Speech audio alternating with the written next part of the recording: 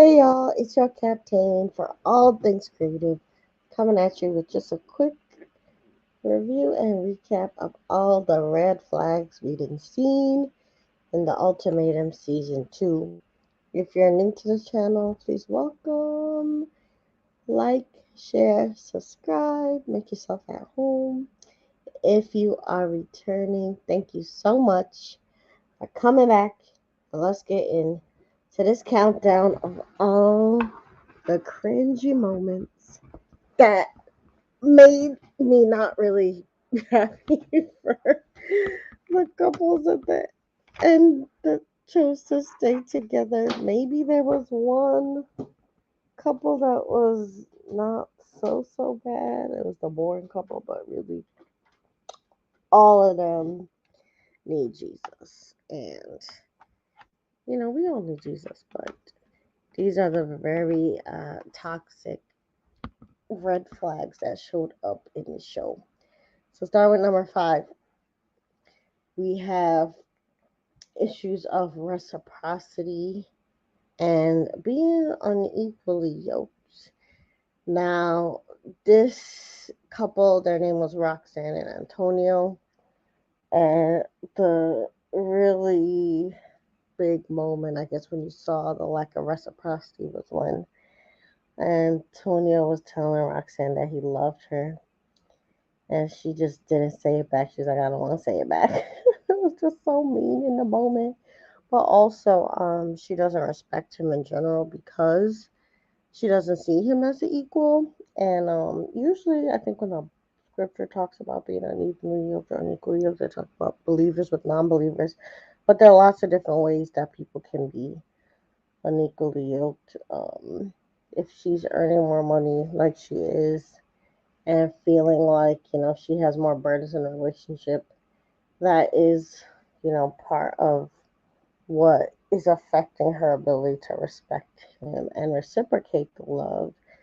But they got together, so if they like it, I love it. But in general, people should reciprocate and give you the love that you give them and the respect you give them and all of that. Next, Rice. Raya and Trey, yes, I got that name right. And they showed a lot of intimacy and communication issues.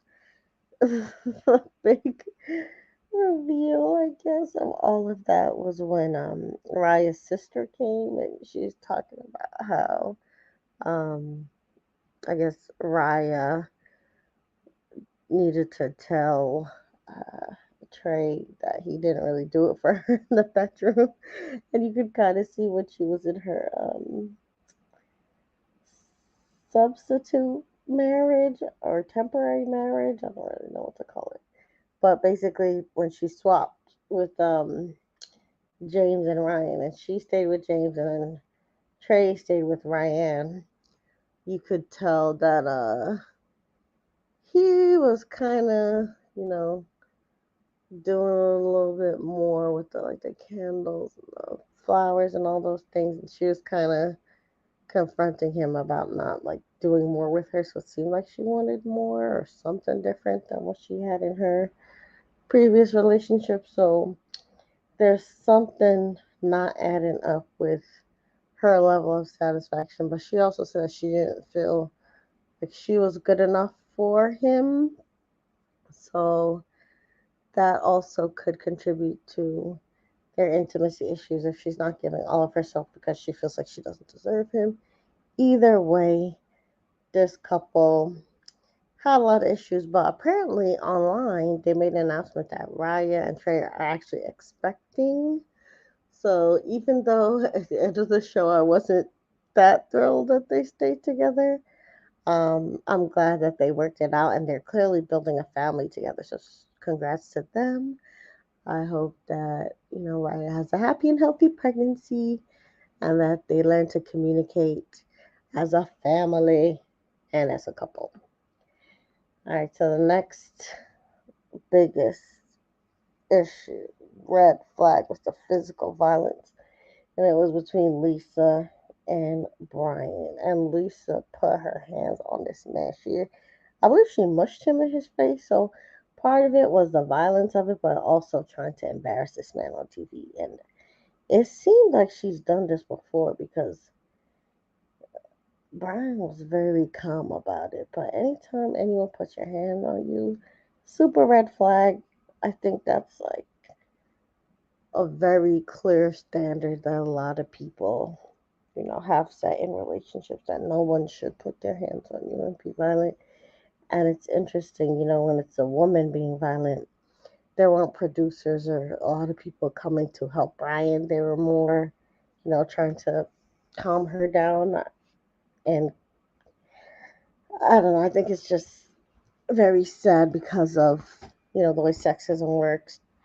There are some double standards that happen when women are the violent ones, but generally, anybody, whether male, female, trans, non binary, anyone puts your hand on you in a relationship, that is a big red flag, and you should try to get out and protect yourself and be safe. So, they also were expecting on the show, which is why they left, and their child's already born, and they're not married, and it makes me think that Brian probably is not going to marry Lisa, and he might be again um, still dealing with the effects of her violence and her embarrassment of him. And there's a saying that we have in Guyana, the country where my family's from. They say, "Rat forgets, but a trap doesn't forget," meaning that when you do something to people, like they will sometimes hold a grudge, and you might, be long over it, but they might really be setting for you to get their revenge, kind of like a trap. So I think in a lot of ways, Brian may have acted calm in the moment when he was getting, attacked and mushed and embarrassed, but I don't know if he's forgetting that because clearly he's not marrying her, even though they have a kid, and even though she gave him the ultimatum. So maybe he's getting his lick back by not marrying her. But either way, he should protect himself. Even though they have a child, that doesn't mean that they can't be great co parents. And he deserves to be in a safe, loving relationship where nobody's touching him, mushing him, putting their hands on him, none of that, right? And everybody deserves that. All right, the next big red flag was that 3 hour night fight between Ryan and James. Oh my gosh, that was scary. Basically, Ryan, I hope I'm saying her name right, she kind of tapped her nails on the counter, and that set James off. And he blamed it on like his childhood trauma, but he would not let that girl sleep. He just kept bringing it up and bringing it up, to the point where he broke her down and she was crying, basically saying like, "I don't know what to do. Like, you just keep getting upset." And I felt so bad for this girl, and I was so scared for her, because after not letting her sleep and having her up all night fighting almost, when he finally decided to calm down, he like creepily kind of hugged her. I was like, you know, "I still love you. You forgive me," just manipulating her. And it was just like so sad to watch because, we just talked about the physical side of abuse, but emotional abuse and like doing those kinds of just like emotional blackmail tactics and all that, it's just as damaging, just as bad. So hopefully James gets the help that he needs, and he doesn't use Ryan as his emotional punching bag, or the person that he's going to dump all his trauma on, because that is not sustainable, especially if he's keeping up her at night like that and just getting triggered by every little thing she does. Like literally, she just tapped her finger on the counter. She probably didn't even know she was doing it. And it just set him off, and it was just a negative mess. So these, I don't know, these couples, They also said yes. I think all of them said yes at the end of the show. Yes, to keeping their relationship, and I don't know why, especially for this couple, but apparently this was a teenage love kind of thing. I think for her, he's the only man she's been with. He admitted that he did cheat on her before, so he was not going to cheat again. But, oof, I gotta pray for both of them. I hope he gets up that he needs and that she finds herself in a more healthy relationship. And last but not least, the biggest red flag and the biggest thing that irked me was the misogyny and disrespect that was shown. Actually, from Lisa towards Raya, this girl was awful to this other girl. And even though, Lisa and Brian had left the show early because of the pregnancy, Lisa did not leave without a bang. She spent the beginning of the season just being so awful to Raya because she sensed that Raya was going to match with her boyfriend Brian, and she called this girl everything but a child guy. She even called her a cockroach, if I remember correctly, and that's just horrific. Like the misogyny in this world and in this country is crazy.